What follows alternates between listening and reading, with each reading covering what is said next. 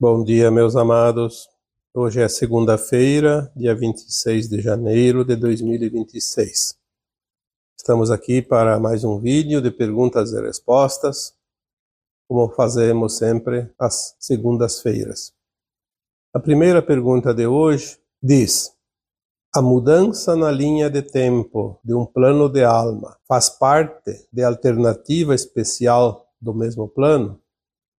Respondendo a esta pergunta, vamos repetir aqui mais uma vez, já foi dito outras tantas, que nós temos o livre-arbítrio, embora esqueçamos das vidas passadas e deste plano de alma. O livre-arbítrio significa as escolhas que fazemos a cada dia. O plano de alma traz as situações às quais nós ainda precisamos aprender lições, resgatar algumas dívidas do passado, passar por algumas provas, expiações. Enfim, a alma segue uma linha evolutiva permanente, continuada.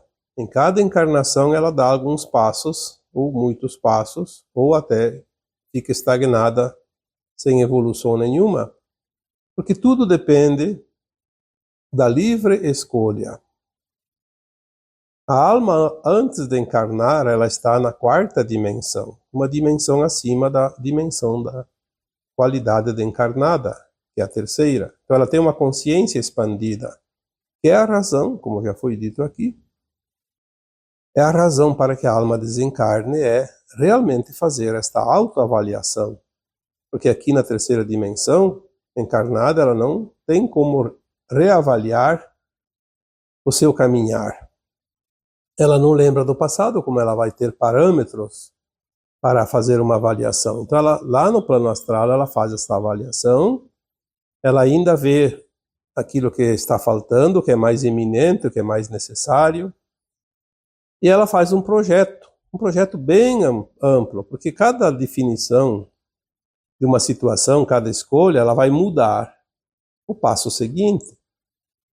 Então, muitas pessoas dizem assim, eu não posso fazer nada porque é o meu destino. Ali está o grande engano, porque a situação que chega é justamente para que a alma tome decisões. De acordo com a decisão tomada, ela muda para uma nova linha de tempo, um novo plano, uma ramificação daquele plano. Se ela não toma nenhuma atitude, aquela coisa não muda, então ela segue ao plano seguinte, natural, aquele que já foi colocado no plano de alma. E se ela não toma nenhuma decisão durante toda a vida, ela simplesmente passou pelas situações e não fez nada. Este é o segredo. É preciso que se entenda que as situações que surgem no dia a dia, elas são realmente oportunidades. Então, a pergunta diz: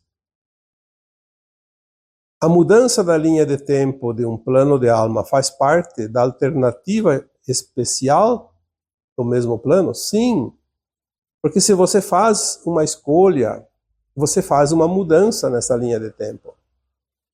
Então a vida, ela não é o destino, como se diz, e não dá para fazer nada. A vida é dinâmica, ela tem sempre um movimento constante, e você é o responsável para fazer as mudanças, mudar as linhas de tempo e fazer o progresso. Se não fosse assim, que sentido teria encarnar? Vir aqui e ficar esperando o tempo passar e a morte chegar. Isso não faz nenhum sentido, não tem razão de ser. A escolha, as provas, as lições, são alternativas. E cada um faz a sua escolha, conforme o seu desejo. E vai assumir a responsabilidade de cada escolha. Mesmo quando a escolha, ao invés de melhorar, ainda vai piorar aquela situação. Depois vai ter que ter mais trabalho para recuperar. Mais trabalho, mais tempo, e mais esforço, mais sacrifício. Então, cada um está no seu quadrado, como se diz, no seu degrau da escada. Tu quer mudar o futuro? Tu muda o presente. Quer corrigir o passado? Tem um presente para fazer diferente. Por isso nós temos o presente, que é um presente divino. Vamos aqui para mais uma pergunta. Gostaria de esclarecimentos sobre implantação de chips espirituais. Aqui esses chips espirituais eu classifico em dois tipos. Tem os implantes primários e os secundários. Na verdade, os implantes primários, eles são primários porque eles já acompanham a alma em muitas encarnações. Mas não são materiais esses chips. Ninguém colocou lá dentro, embaixo da pele, ou dentro do músculo, ou no interior do corpo físico, um mecanismo materializado. Não. O implante primário ele é desenvolvido através das sucessivas encarnações, de acordo com as crenças, de acordo com o aprendizado, de acordo com as vivências. E cada um cria uma certa personalidade através dos personagens vividos em cada encarnação. Os implantes primários, eles são não resultado das experiências da vontade da alma encarnada, mas sim da vontade das outras almas que fazem com que aquela alma encarnada siga determinados caminhos, faça e cometa determinadas ações, onde ela vai ter, obviamente, lá adiante, bifurcações que são preciso escolher, mudar, corrigir, resgatar. Então são as dificuldades. Porque aquelas trevas que sempre, desde que vieram para a Terra, quase 400 mil anos, para dominar a humanidade, eles colocaram esse tipo de controle. Aos poucos, com o passar dos milênios. Então são considerados implantes porque eles têm três tipos principais. São três os implantes principais, os primários. Um é o controle da mente. Outro é o controle pelo medo. E outro é o controle pela raiva. Então nós temos esses implantes que são energias, são experiências, são crenças, são frequências que fomos nós que desenvolvemos através das sugestões, das induções, mas são sempre escolhas nossas. Não é obrigado, porque nós temos o livre-arbítrio. Mas nós aceitamos. Por quê? Porque nos convém.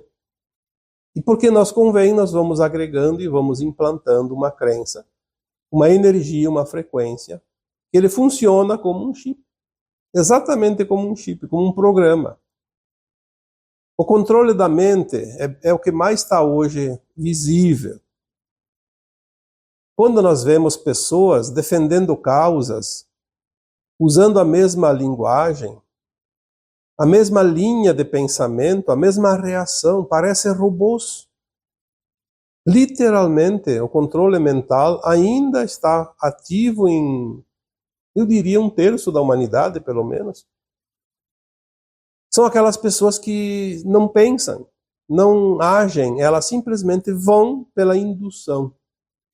E você conversa com elas e elas não aceitam nada além daquilo que já está implantado nelas. É uma programação.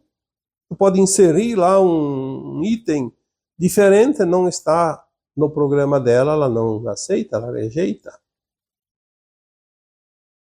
Tu pergunta para ela, mas por que você defende essa causa? Ela nem sabe. Simplesmente ela não sabe, mas disseram para ela que é bom. Alguém disse. Pode ser lá uma notícia na televisão, pode ser o vizinho, pode ser uma pessoa próxima, pode ser um líder lá de qualquer coisa. Elas seguem rigorosamente e cegamente aquilo. Então é um implante mental. A mente está engessada, está limitada e está programada. Para quebrar esse implante é preciso muita vontade, muito querer ou um choque muito grande. Ou então a luz agora que chega que vai desmanchar isso. Por quê? Se a alma é boa, ela precisa sair dessa letargia. Então, se ela não faz os esforços necessários, ainda assim a providência divina vai trazer uma luz tão poderosa que vai realmente mudar essa frequência e desmanchar esse implante. A base de choque, obviamente. O implante mental, ele está inserido no nosso chakra do terceiro olho, na glândula pineal, que é onde está a mente atuante. Já o implante pelo medo está no chakra básico, nos dá insegurança, medo de tudo, medo de coisas. Então eles ficam anunciando notícias ruins, vai dar tempestade, vai dar terremoto, vai dar um ciclone, vai dar uma terceira guerra mundial, vai vir um asteroide, vai vir uma catástrofe, o governo vai confiscar teus bens, o governo vai te fazer sofrer, o governo vai fazer isso, aquilo, e você fica alienado, você não age, você fica preso. Ora, nós sabemos que aconteça o que acontecer, ninguém paga o que não deve pagar, ninguém passa o que não precisa passar. Se algo externo me atinge, é porque eu tinha uma vibração ali ainda a ser corrigida. Eu já disse tantas vezes, você está ali na tua casa e passou um tornado a 10 metros da tua casa. Levou a casa inteira do vizinho e a tua não mexeu uma telha. Por quê? Porque você não precisava ter o prejuízo, já o vizinho precisava passar pelo prejuízo. Senão o tornado tinha sido um pouquinho mais para cá, salvava o vizinho e pegava a tua casa. Então nós temos a frequência. Se nós não temos a frequência de uma catástrofe, de uma coisa ruim, não vai passar por nós. E é definitivo isso, é importante que se entenda isso para eliminar esse chip do medo. Esse implante primário no chakra básico, o chakra da segurança. E o implante da raiva, então, está no plexo solar, é onde nós controlamos as emoções. E ali ele fica, obviamente, na região do umbigo, um pouquinho acima, porque ali nós temos o vórtice, tanto que o umbigo é uma espiral. É um vórtice. É a parte do corpo, a informação que estava ligada ao cordão umbilical da mãe, para formar esse corpo, e ali nós recebemos as energias e transmutamos as energias. Então ali é um lugar de muito cuidado, porque é preciso trabalhar esse chakra, porque a raiva ali, ela é as memórias. As memórias. Ah, foi a pessoa que me fez ficar com raiva. Não, a pessoa só foi o agente externo que trouxe a energia ali e movimentou, mas a raiva estava dentro de você. Então ela entrou como uma turbulência nesse vórtice para você sentir e transmutar. É preciso trabalhar. Esse chakra do plexo solar, que tem esse implante, faz com que as pessoas entrem em conflitos umas com as outras. As guerras, as disputas judiciais, as disputas por preferências, por ideologias, por esportes, faz com que as pessoas entrem em convulsão. É aquela raiva que está dentro de cada um que faz aflorar, vir à tona e se confrontar. Todos eles têm a mesma maneira de dissolver. Ou é a nossa vontade, o nosso desejo, o nosso esforço, compreender a vida, assim eles se desmancham, então agora a luz vai definitivamente removê-los pela frequência. Os implantes secundários, eles são instalados nos corpos físicos, eles não são etéricos. São secundários por isso. Eles são desta vida. Com o desencarne da alma, esse implante secundário desaparece. Ao contrário do primário, que segue junto com a alma, porque está no campo etérico, no corpo etérico. O implante secundário, ele é colocado através, principalmente, dos químicos, dos elementais. Principalmente remédios, medicamentos, a poluição, os químicos que estão nos alimentos, no processamento, na produção, os químicos que estão na água, enfim, os químicos dos materiais que a gente usa, como os próprios instrumentos de casa. Por exemplo, vai cozinhar numa panela de alumínio, sempre vai agregar um pouco de alumínio na comida. Vai usar uma roupa sintética, vai ter lá um químico na roupa que vai atingir o corpo. Muita coisa. Os próprios odores, os cheiros, por exemplo, de tintas, de solventes, de gases. Tudo isso vai formar uma energia dentro do corpo que vai acumular. São implantes secundários. Agem, interferem no corpo e na nossa vida. Esses podem ser eliminados através de procedimentos de limpeza, como técnicas holísticas, como alguns produtos naturais. A água também limpa, quando a água é pura. Respiração. A vontade de querer limpar, passando luz, fazendo uma meditação. Enfim, tem maneiras de retirar mais facilmente, porque eles são secundários. Vamos aqui para uma outra pergunta. Como compreender o propósito de uma experiência? Como sabemos se estamos resistindo ao entendimento desta experiência?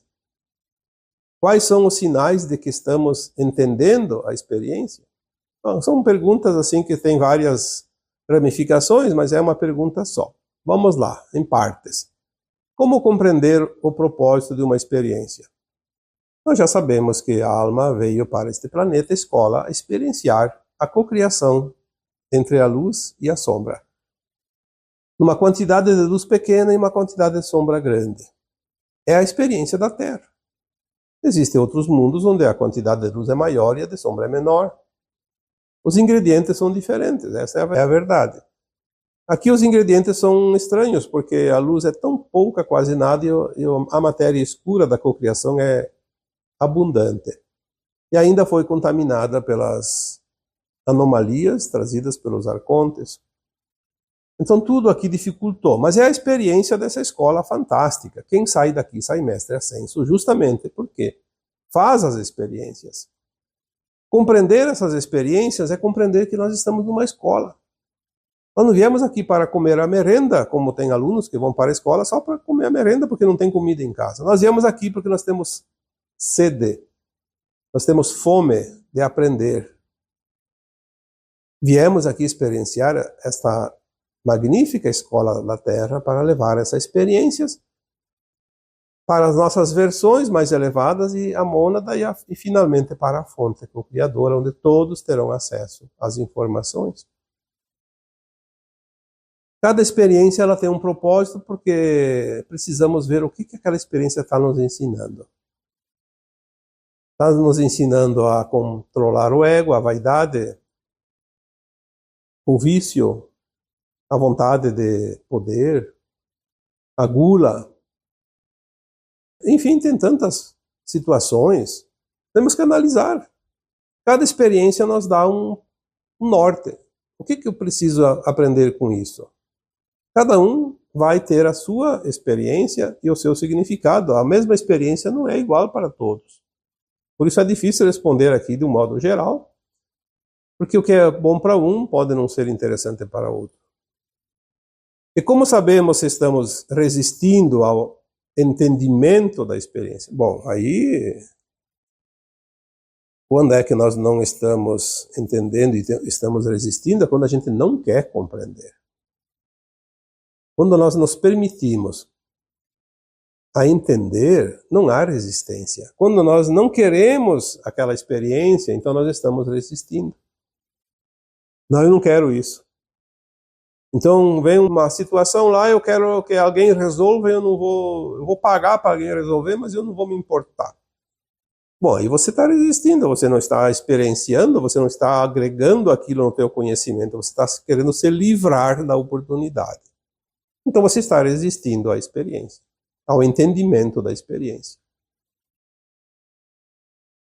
E quais são os sinais de que estamos entendendo? Bom, os sinais, eles podem ser muitos e de várias maneiras e para cada um diferente também, porque nós somos consciências únicas, individuais. Mas eu diria que de um modo geral você entende, como sinal que você está entendendo, é quando você realmente aprende. Vamos dar aqui um exemplo. Vamos supor que eu tenha problemas digestivos. principalmente na área do estômago, do fígado. Bom, então, se eu tenho esse problema ali tem o chakra plexo solar, é onde a gente trabalha a raiva, a mágoa, o ressentimento, enfim, essas coisas que a gente sente emocionalmente como negatividade, formas negativas de momentos da nossa vida, vai se acumular ali nessa região do plexo solar. Se eu tenho algum problema ali, então eu começo a trabalhar. Então eu tenho esse problema, tenho que trabalhar. O que é? É a raiva? É a mágoa? É o ressentimento? Vamos ver o que está acontecendo comigo na minha vida. Eu vou identificar a situação e vou começar a trabalhar aquela situação. Começar a entender, aceitar e transmutar. Aí aquela situação começa a melhorar. Não por causa do efeito de um remédio em si, porque às vezes o remédio ele camufla um pouco o resultado, mas depois volta tudo novamente. Eu começo a ver e entender que as coisas começam a melhorar em questão da saúde. Então é porque eu estou fazendo o processo certo. Mesmo que demore, mesmo que às vezes tenha uma recaída, mas nós começamos a entender que o processo está sendo concluído ou pelo menos está em andamento. Então nós temos os sinais de que estamos entendendo. Já aquele que resiste, ele não presta atenção em nada, ele nem pensa nisso. Aquele que resiste simplesmente não quer. Não quer entender, não quer pensar, não quer nem saber se tem sinais. Cada um tem o seu modo, o seu caminhar, o seu tempo, o seu livre-arbítrio. E vamos aqui então para a última pergunta de hoje. Alguém, não diz aqui o país, mas mandou uma pergunta em espanhol. Obviamente eu vou aqui fazer a pergunta em português. As boas almas que não despertam quando desencarnam irão também para mundos 3D? Tenho um irmão nesta condição. Boa alma, mas não desperta.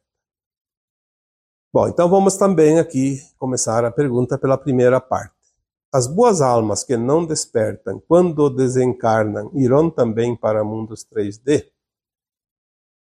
Tem muita gente que acha que o despertar é um conhecimento mínimo necessário para atingir uma nota numa prova, para passar de ano na escola. E eu diria que o despertar não tem nada a ver com as notas. O despertar é o entendimento de que estamos aqui experienciando aquilo que a alma veio desde a primeira encarnação. E fizemos uma evolução, um caminhar ascendente, sempre subindo os degraus da escada evolutiva. E que tivemos tantas encarnações, quantas programamos, talvez 500, 600, 1000, 1100. E estamos hoje aqui encarnados. Então, antes nós desencarnávamos para avaliar esta caminhada. Esta aqui é uma encarnação diferente, pois é a última encarnação dentro dessa condição de provas e expiações da Terra. Neste último século da transição, que mais ou menos corresponde a 1950, 2050. E não me pergunte aqui se você nasceu em 48, 49, porque isso não faz diferença nenhuma. Tem muita gente que nasceu em 60 e desencarnou e está de volta, porque fez o plano duplo em 2 etapas, 2 encarnações nesse mesmo século. Tem muitas almas que escolheram 2, até 3 encarnações dentro desse século, não importa. Importa que agora nós estamos no afunilamento dessa caminhada.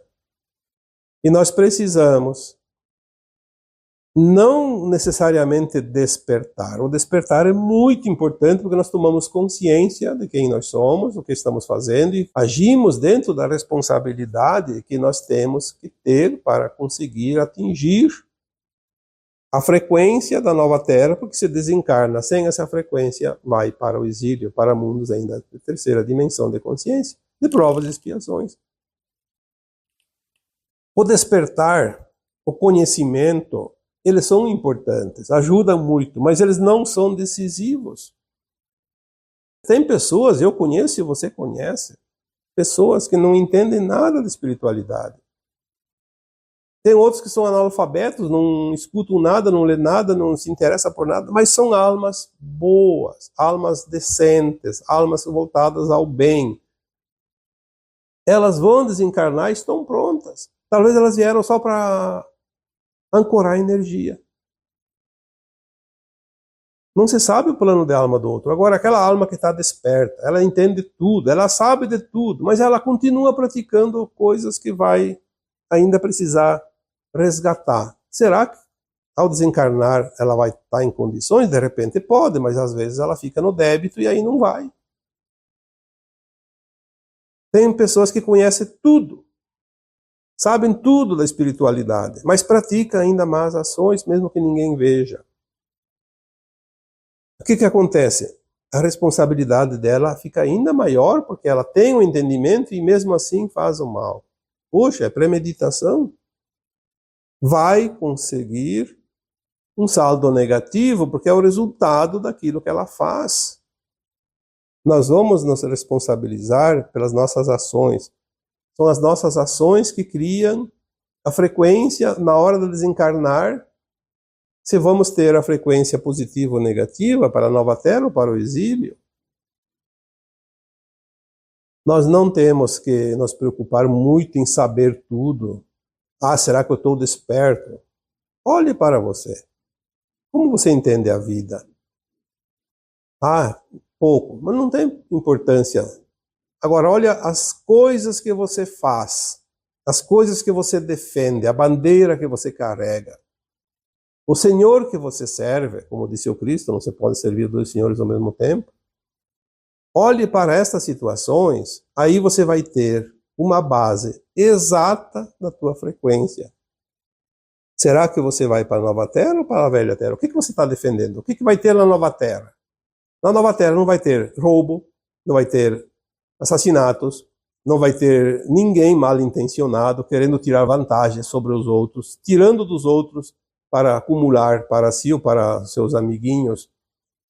Se você defende esse tipo de causa, você vai para um mundo ainda de provas e expiações, porque é isso que você está na frequência, vibrando, está criando em você essa frequência. Não vai conseguir se elevar para o portal da nova Terra.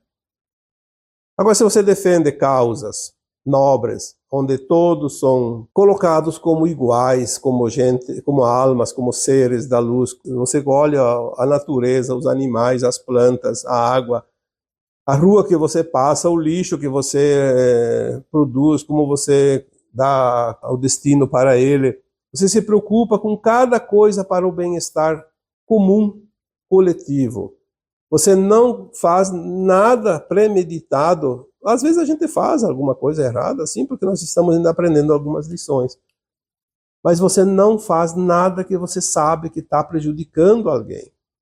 Alguém vai sentir dor, vai sofrer, alguém vai ter prejuízo. Ah, aquele um lá é meu inimigo, então eu quero que ele sofra. Então você não está pronto para a nova Terra. Aquele é meu inimigo, mas eu quero que ele não sofra, porque ele é também um ser humano fazendo experiências igual a eu. Esta é a vibração da nova Terra, porque na nova Terra nós vamos dar suporte para justamente essas pessoas que estiveram na Terra e não ascensionaram. Vamos ser os mentores, os guias espirituais. Então as boas almas, ela não precisa nem despertar, ela só tem que ser boa. Porque são as ações que vão definir, e não o conhecimento, não a forma de ver a vida de um modo externo, assim, interno. É o sentir. Tem muitas almas analfabetas ali que estão prontas. Como eu disse, vieram para ancorar a energia. Não precisam fazer absolutamente nada. Estão ancorando a luz, para dar suporte àqueles que precisam ainda fazer as tarefas, ter energia suficiente para suas obras. Então seria mais ou menos isso. Não há um parâmetro, não há uma régua, não há uma fórmula mágica. É o ser. A pessoa que é uma alma encarnada, que age no bem, na boa intenção, vai ter a frequência para a nova Terra, independente de tudo. E agora eu vos deixo com o meu abraço de luz em cada um de vocês. Namastê.